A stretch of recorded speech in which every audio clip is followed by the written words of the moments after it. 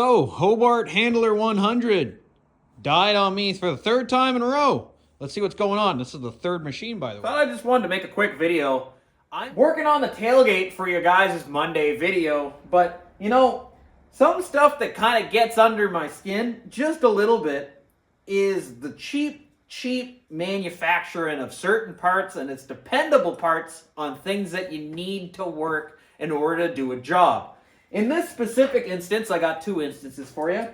We have, you know what, I should pan the camera down. You guys will see exactly what I mean. I have here the Hobart Handler 100, basically the machine that's been building this truck. But one thing that you guys don't know is we've had 3 of these machines so far since, I bet it's the beginning of April, May. It just seems like back to back to back, we've had bad issues going on with them.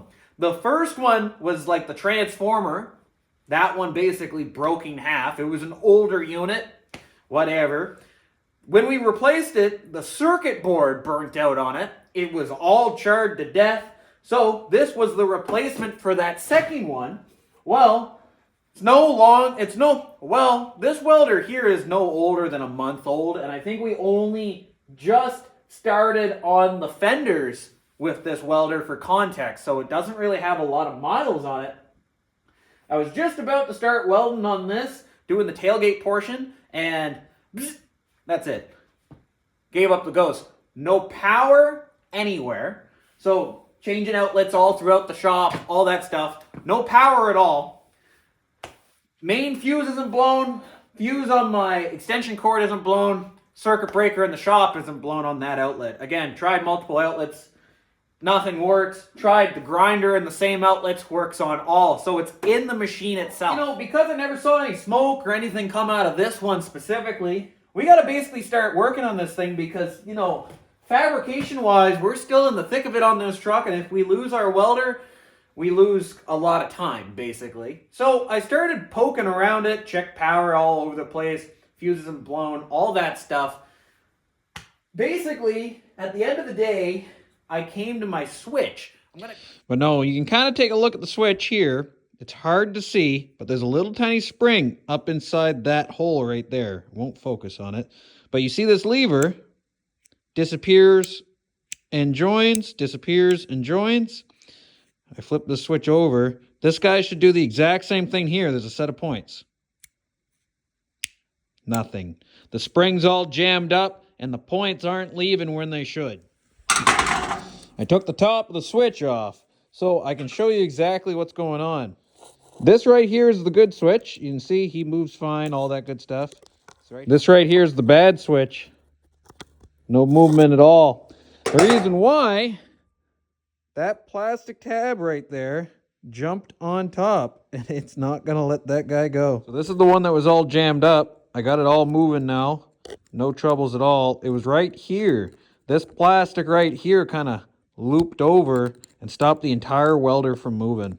Awesome. One of the contacts, basically the plastic jammed up the contact and the rocker arm assembly would no longer function, basically making it so your points and your ground no longer work. What I want to talk about though is just this entire welder Canadian costs about $600. You can get them on sale for I think $475 sometimes, but standard rate at Princess Auto is $600.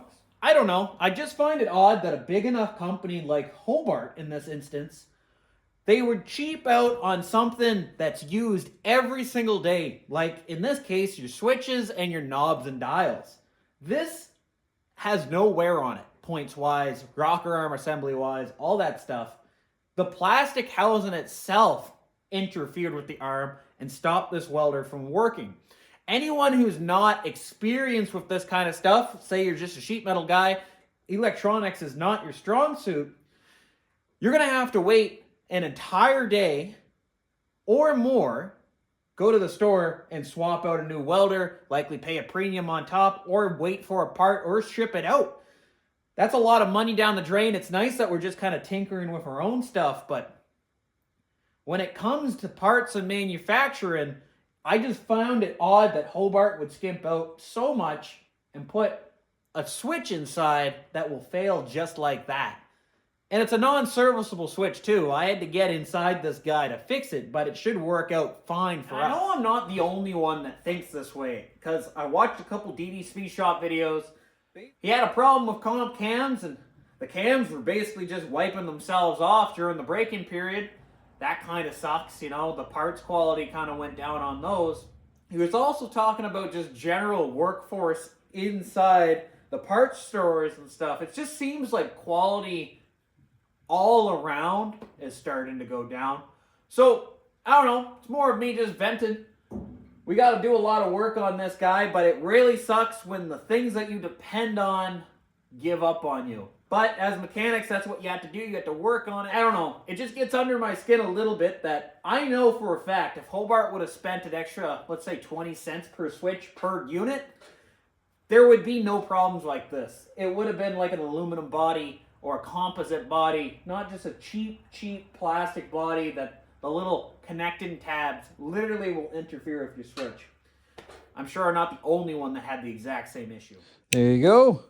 Both sides are now switching. But now I should just be able to put this guy back in, and it should work. Moment of truth.